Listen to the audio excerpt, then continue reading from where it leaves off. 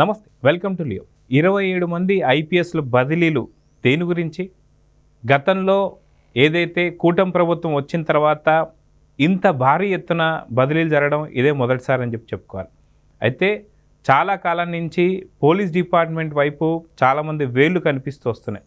ఏదైతే నిర్లక్ష్యం కావచ్చు, ఇవన్నీ కూడా చూస్తూ వస్తున్నాం. గతంలో వర్రా రవీందర్ రెడ్డి అరెస్ట్ చేసిన తర్వాత అరెస్ట్లో జరిగిన నిర్లక్ష్యం కూడా మనం అందరం చూసాం.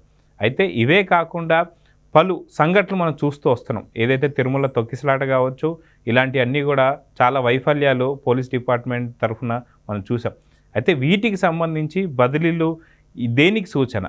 అది కాక దావోస్ పర్యటనలో చంద్రబాబు నాయుడు గారు ఉండగా ఈ యొక్క బదిలీల గురించి రేపొద్దున ఖచ్చితంగా నాలో సింహం నిద్ర లేస్తుందా, లేచిందా అనే దానిపై మనతో పాటు పొలిటికల్ అనలిస్ట్ శ్రీలీల గారు ఉన్నారు. వారిని అడిగి తెలుసుకుందాం. మేడం నమస్తే. నమస్తే మేడం, ఖచ్చితంగా పోలీస్ డిపార్ట్మెంట్ అనగానే ఆ యూనిఫామ్కే మనం ఒక వాల్యూ ఇస్తూ వస్తుంటాం. గత హయాంలో ఎన్ని రకాలైనటువంటి ఒక పార్టీలు ఉన్నా సరే ఏ పార్టీ కూడా పోలీస్ డిపార్ట్మెంట్ని వ్యతిరేకించింది లేదు, లేదా వాళ్ళని దూషించింది లేదు. ఏదైనా ఉంటే మటుకు ఒక మాట మాట్లాడడం కానీ, లేదంటే వాళ్ళకి అన్యాయం జరిగితే అడగడం తప్ప ఎప్పుడు కూడా దూషించినటువంటి ఒక వాళ్ళని ఎప్పుడు చూడలే. కానీ వైసీపీ గవర్నమెంట్ 2019 నుంచి 24 వరకు వాళ్ళకి తొత్తుల్లాగా యూజ్ చేసుకున్నటువంటి ఒక డిపార్ట్మెంట్ ఇప్పుడు వచ్చేసి వీళ్ళు మాకు ఏమంటారు, ఖచ్చితంగా మా మీద అక్రమ కేసులు నమోదు చేస్తున్నారు, మా మీద దాడులు చేస్తున్నారు. వైఎస్ జగన్మోహన్ రెడ్డి వచ్చేసి డైరెక్ట్గా సప్త సముద్రాలలో ఎక్కడ ఉన్నా సరే నేను వెతుక్కొచ్చి మరి మీకు కఠిన శిక్షలు వేస్తామని చెప్పి, ఇంకొక వ్యక్తి వచ్చేసి మిమ్మల్ని ఎక్కడున్నా సరే గుడ్డలు ఊడదీస్తామని చెప్పి, ఈ మాటలని ఎలా చూడాలంటారు? పోలీస్ డిపార్ట్మెంట్లో బదిలీలు ఇప్పుడు జరిగాయి కదా, ఖచ్చితంగా పోలీసుల్లో మార్పు రాబోతుందా? నాలుగో సింహం లేచిందా అంటే ఏం చెప్తారు? ఇంతకుముందు జరిగిందంతా చరిత్ర ఎక్కడైనా సరే ఒక సమాజానికి ముఖ్యంగా ఇతను పోలీస్ అనగానే ఒక రక్షక భటుడు. ఏదైనా సరే ఎక్కడ చెడు జరిగిద్ది, ఎవరైనా సరే నిర్భయంగా వెళ్ళి వాళ్ళ బాధను అక్కడ చెప్పుకొని ఎవరైతే ఆ బాధ గురి చేశారో వాళ్ళకి శిక్ష పడే విధంగా వ్యవహరించే తీరు అక్కడ ఉండేది. ఎప్పుడైతే వైఎస్ఆర్సీపీ ప్రభుత్వం అధికారంలోకి వచ్చి వాళ్ళ పరిపాలన కొనసాగటం మొదలుపెట్టిన తర్వాత ఈ పోలీస్ యూనిఫామ్ ఐఏఎస్ ఐపీఎస్ ఏదైనా కానివ్వండి, ఎస్ఐ డిఎస్పీలు ప్రతి ఒక్కరూ కూడా దొంగల్ని పట్టుకునే వాళ్ళు దొంగలుగా వాళ్ళ కింద అధికారుల చేత, పై స్థాయిలో ఉన్నవాళ్ళు వాళ్ళ చేత విచారణకి హాజరవ్వాల్సిన పరిస్థితికి తీసుకొచ్చింది వైఎస్ఆర్సీపీ ప్రభుత్వం. ఎంత దారుణమైన పరిస్థితి అంటే అది ఎంతో కష్టపడి ఒక ఉన్నత స్థాయికి చేరిన వ్యక్తుల చేత చెయ్యకూడని పనులన్నీ చేయించి వాళ్ళని భయపెట్టో, బాధ పెట్టో, డబ్బు ఆశ చూయించో వాళ్ళకి ఎలా అనుకూలంగా మలుచుకోవాలో అలా అనుకూలంగా మలుచుకొని అన్ని అసాంఘిక కార్యకలాపాలన్నీ చేసింది వైఎస్ఆర్సీపీ పార్టీ.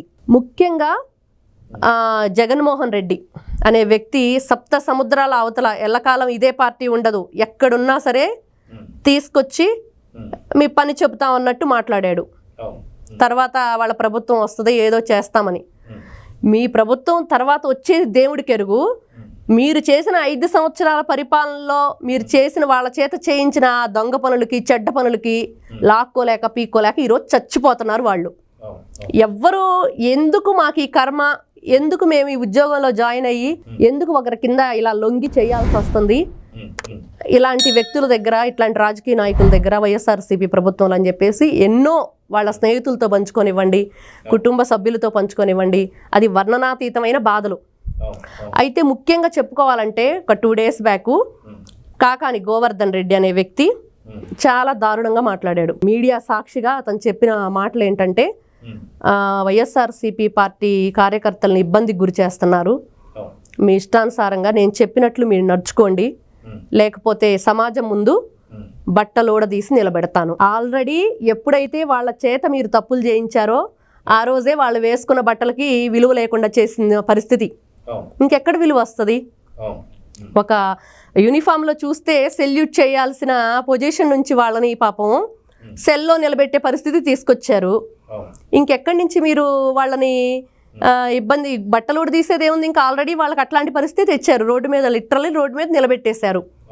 కానీ ఈ రోజున బదిలీలు అనేటప్పటికీ అందరికీ వణుకు స్టార్ట్ అయింది. ఎందుకు అంటే వాళ్ళకి వైఎస్ఆర్సీపీ ప్రభుత్వం ముఖ్యంగా తెలుగుదేశం కార్యకర్తల మీద కానివ్వండి, సోషల్ మీడియా వాళ్ళ మీద కానివ్వండి, ఎవరైతే ప్రజల కోసం పోరాడుతున్నారో వాళ్ళందరి మీద కూడా పోలీస్ కేసులు పెట్టేసి ఇబ్బంది గురి చేసినప్పుడు అసలు ఎలాంటి ఇన్ఫర్మేషన్ లేకుండా వాళ్ళని అటాక్ చేసేవాళ్ళు.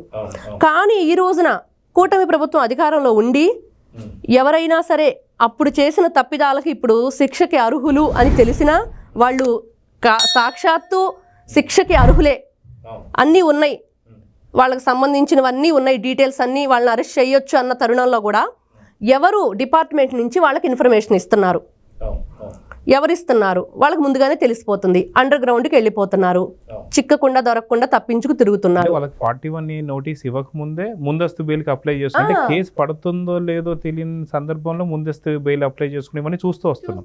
ఇన్ని జరుగుతున్న తరుణంలో ఎవరు వీళ్ళకి ఇన్ఫర్మేషన్ ఇస్తున్నారు, ఎవరు వీళ్ళ దగ్గర ఎలా చెప్పాలి, ప్రభుత్వ డబ్బులు తీసుకుంటూ వీళ్ళ కాలి కింద చెప్పుల్లాగా బ్రతికిన వైనం ఇప్పుడు డిపార్ట్మెంట్లో ఎంతమంది ఉన్నారో, ఎవరు వాళ్ళకి లాలూచీగా ఉన్నారో తెలియదు. ఇప్పుడు ఈ బదిలీలతోటి అందరికీ గుబులు మొదలైంది. అయితే మీరు అంటున్న పాయింట్ వింటుంటే గతం గుర్తొచ్చినప్పుడు ఏదైతే నిజంగా వైఎస్ఆర్ రాజశేఖర రెడ్డి కొడుకు ఎవరు అంటే, వారసులు ఎవరు అంటే ఖచ్చితంగా ఈ విషయంలో మాత్రం జగన్ అనే చెప్పి అనిపిస్తుంది. ఎందుకంటే వాస్తవం చూసుకుంటే మనకి గతంలో రాజశేఖర రెడ్డి గారి హయాంలో ఉన్నప్పుడు, ప్రభుత్వం ఉన్నప్పుడు తను చేసినటువంటి అక్రమాలకు సంబంధించి తర్వాత ఐఏఎస్ ఆఫీసర్లు జైలు శిక్ష పాలయ్యారు. శ్రీలక్ష్మి కావచ్చు, వీళ్ళందరూ కూడా సేమ్ దీంట్లో మాత్రం వారసత్వం పుచ్చుకున్నాడా జగన్ అంటే ఏమంటారు? ఖచ్చితంగా అండి. మనం చెప్పుకుంటే ఆవు చేలో మేస్తే దూడ గట్టున మేస్తుందా అంటే కాదు, దూడ కూడా తల్లితో పాటు తండ్రితో పాటు వచ్చి చేలోనే మేస్తుంది.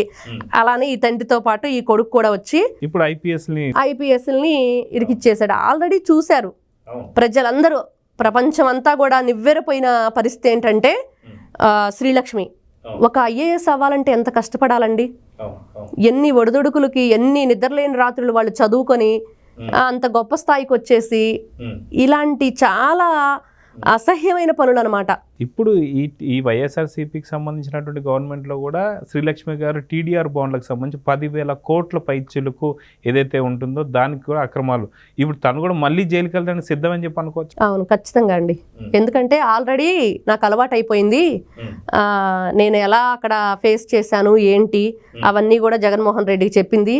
ఏం పర్వాలేదు, ఇలా చూస్తారు, నువ్వు ఆల్రెడీ 16 నెలలు ఉండొచ్చావు కదా, మళ్ళీ వెళ్ళటానికైనా సిద్ధమే, కానీ మేము మాత్రం ఈ తప్పులు చేయకుండా ఉండము, దాచుకోవటం, దోచుకోవటం, అక్రమాలు, అన్యాయాలు ఇవన్నీ చేసేవే. ఏదైనా సరే ఈ వైఎస్ఆర్సీపీ ప్రభుత్వం అనే 5 సంవత్సరాల పరిపాలనలో పోలీసు అనే ఒక యూనిఫామ్కి రెస్పెక్ట్ లేకుండా చేశారు. ఇది మొదటి రోజే చంద్రబాబు నాయుడు గారు సంతకం పెట్టే రోజే చెప్పారు, ఐఏఎస్ ఐపీఎస్లు మరి ఇంత దిగజారాలా, నిజంగా ప్రక్షాళన చేయాలంటే ఎక్కడి నుంచి చేయాలో అర్థం కావట్లేదు అని చెప్పి. ఈ బదిలీలే ప్రక్షాళన ఖచ్చితంగా చెప్పుకోవాలంటే. ఇప్పుడు వర్రా రవీంద్రారెడ్డి కేసులో కూడా హర్షవర్ధన్ రాజు అతను కూడా మొన్నటి వరకు వెయిట్ చేస్తూ ఉన్నాడు, అతనికి కూడా తిరుపతి పోస్టింగ్ ఇచ్చారు. మొన్న ఏదైతే తిరుపతి తొక్కిసలాట్లో తను కూడా ఇబ్బంది పడుతూ ఉన్నాడో అతనికి కూడా సుబ్బారాయుడు అనే ఎస్పీకి తనకు కూడా ఎర్రచందనానికి సంబంధించి దానికి కూడా ఒక పోస్టింగ్ ఇచ్చారు. ఇంకొకటి ముఖ్యంగా చెప్పాలంటే వాళ్ళ ప్రభుత్వంలో మనకి స్వతంత్రం వచ్చింది అర్ధరాత్రి, వీళ్ళు అర్ధరాత్రే అరెస్టులు అనమాట. వాళ్ళు బహుశా పాపం స్వతంత్రం వచ్చిందంటే అర్ధరాత్రి ఒక మంచికి పునాది అనుకున్నట్లున్నారు. ఈ వైఎస్ జగన్మోహన్ రెడ్డి అర్ధరాత్రి అరెస్ట్ చేయమంటే అర్ధరాత్రి సంతకాలు, ఎలక్ట్రిక్ సంబంధించి ఆయన ఉన్నాడు కదా, ఎవరు ఒంగోలు శ్రీనివాసరెడ్డి, బాలినేని శ్రీనివాసరెడ్డి, ఆయనకి అర్ధరాత్రి ఫోన్ చేశారు. చంద్రబాబు నాయుడు గారిని అక్రమ అరెస్ట్ చేసేటప్పుడు అర్ధరాత్రి వెళ్ళి చుట్టుముట్టారు. అటు చూసుకుంటే అయ్యన్న పాత్రుడు వాళ్ళ ఇంటికి వెళ్ళింది కూడా అర్ధరాత్రినే. వాళ్ళకి గోడ ఏదో తొలగించేసి అక్కడ చేశారు. అచ్చెన్నాయుడు గారిని అలానే చేశారు, రఘురామకృష్ణరాజు గారిని అలానే చేశారు. రోజు లిఫ్ట్ చేయడం జరిగింది. అతను నిజంగా జగన్ యొక్క మెంటాలిటీ నిజంగా ఒక పరాకాష్ట అనమాట. ఎవరు ఆ రోజు మంచిగా సెలబ్రేషన్ చేసుకుంటారు అంటే ఆ రోజు వాళ్ళు గుర్తు పెట్టుకునే విధంగా ఇబ్బంది పెట్టాలి.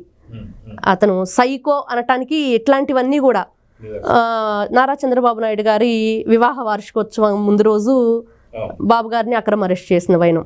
వీళ్ళు ఎటు చూసుకున్నా కూడా పోలీసుల్ని ఇబ్బంది పెట్టి వాళ్ళ యూనిఫామ్కి ఒక రెస్పెక్ట్ అనేది లేకుండా చేశారు. ఈ రోజున ఈ బదిలీలు అనేవి వీళ్ళందరూ చేసిన చెడ్డ పనులకి అన్యాయాలకి ఒక చెంపపెట్టులాగా ఖచ్చితంగా లోకేష్ గారు రెడ్ బుక్ ఓపెన్ చేస్తారు. బదిలీల తర్వాత ఒక్కొక్కరికి గుబులు మొదలవుతుంది, ఆల్రెడీ మొదలైంది. చంద్రబాబు నాయుడు గారు దావోస్లో ఉన్నారు, ఇక్కడ బదిలీలు జరుగుతున్నాయి. ఒకవైపు దావోస్లో లోకేష్ గారు రెడ్ బుక్ గురించి మాట్లాడారు. ఏం జరగబోతుంది ఆంధ్రప్రదేశ్లో అనేది కూడా రేపటి నుంచి అందరూ హాట్ టాపిక్గా చెప్పుకోబోతున్నారని అనుకోవచ్చు. సో చూద్దాం మేడం. ఖచ్చితంగా లండన్లో జగన్ ఇక్కడ ఏదో జరిపి ఖచ్చితంగా 2 నెలల్లో కూటమి ప్రభుత్వం కూలిపోతుందని అంటున్నారు. కానీ దావోస్లో పెట్టుబడుల మీద పెట్టుబడులు రాబోతున్నాయి. అదిగాక మీరన్నట్టు లోకేష్ మళ్ళీ ఇంకొక రెడ్ బుక్ చాప్టర్ ఓపెన్ కాబోతుంది. ఈ బదిలీలు, పోలీసుల బదిలీలు ఇవన్నీ చూస్తే నిజంగా ఏపీలో ప్రజలందరూ కూడా పూర్తి సేఫ్లో ఉన్నారని చెప్పి అయితే అర్థమవుతుంది. సో చూద్దాం జరుగుతుంది. నమస్తే.